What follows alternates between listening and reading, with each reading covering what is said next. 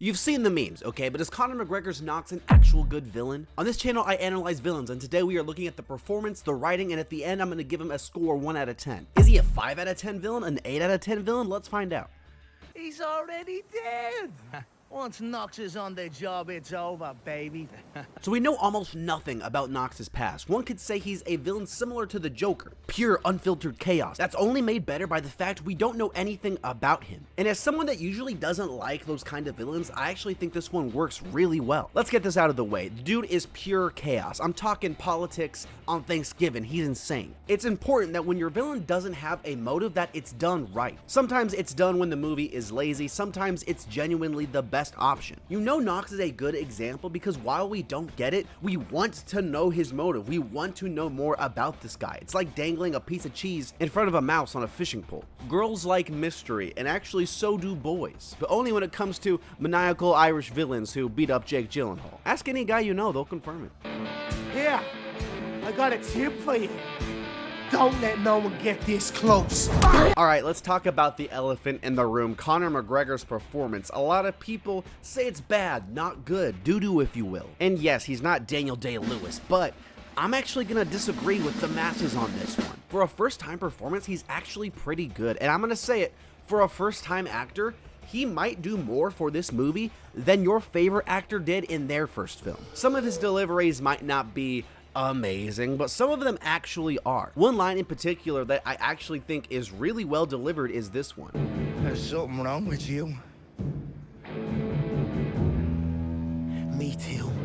It's one of his only lines that breaks from that crazy, chaotic personality, and I actually think, like I said, it's delivered really well. But also, there's more to acting than just delivering lines, a huge part being screen presence, and damn, the dude has more presence than Santa. The energy and the tone he brings to every line makes him a standout in this film. It makes every frame he's on screen captivating. You could have made this movie like 4 hours longer with just Knox walking around doing this thing. I'd happily watch it. I do this series on my channel where I watch every film an actor has ever been in, and of the 3 that I've done, I'd say this performance is probably better than the performance from Emma Stone and Margot Robbie, 2 of the best actresses of their time. If he acts more in the future, he's only going to get better. Back to Knox. The dude is great. He's crazy and he knows it, leaning into that insanity and just really having fun with it. He acts like he rules the world, and when you mix in the fact that he's an insane fighter, it makes him incredibly intimidating. Dalton loses their first match, and it makes the tension so much higher when they face off in the finale, a fight which Knox pretty much wins also until the end. Incredibly intimidating, he's a physical threat, and he lacks the sanity to keep that threat contained. Great stuff. Our own little octagon. What?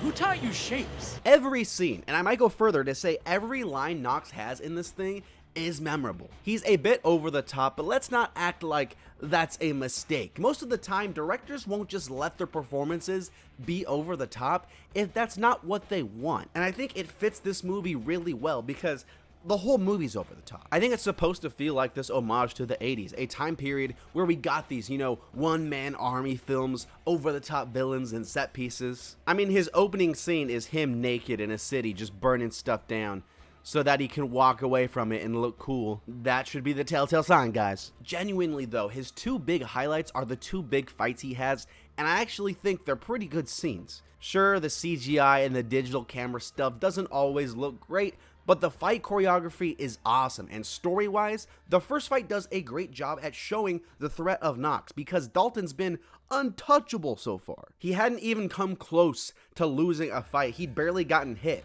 and then he does. Holy crap, this guy's a problem. There are a bunch of just funny scenes in between, but the ending fight is also a highlight. Both actors do great, the choreography is awesome. There are these many little set pieces, from the first one with the door to the piano. I love that stuff. It's a great finale to this film. The after credit scene is like, okay, that's cool, I guess, but if it means there's a potential for a sequel where this guy comes back, hey, I'm not complaining at all. So, what do you need? My idiot Yeah. is fucking things up. I need your help. I leave right away. The Roadhouse movie doesn't take itself too seriously, and we get that in a villain that's just a ton of fun. Some of the most fun I've had with a villain in a long time. Conor McGregor is incredibly memorable in his first acting role, and the character is a legit, unstoppable threat that's a great addition to this film. I'm gonna give Knox a 7. From your father. Message. Father, and what is this message?